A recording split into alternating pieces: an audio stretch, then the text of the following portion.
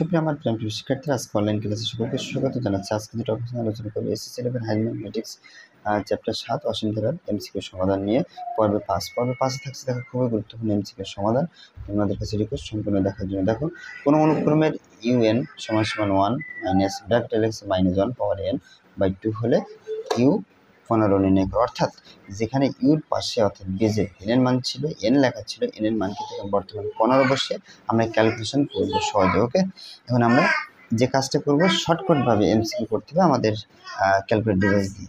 Calculate device কিন্তু এখন কিন্তু আর কোনো আমাদের বাধ্যবাধকতা নেই যে এটা ব্যবহার করা যাবে না, এখন সবই ব্যবহার করা যাবে, কোনো সমস্যা নেই। দেখো চালিয়ে যেটা আমরা বলছি লিখলাম 1, আবার বলছে মাইনাস, দিলাম ব্র্যাকেট, বলছে মাইনাস 1, ব্র্যাকেট ক্লোজ করলাম, পাওয়ার চিহ্ন দেওয়া, বলছে কত আমাদের 15 দিলাম।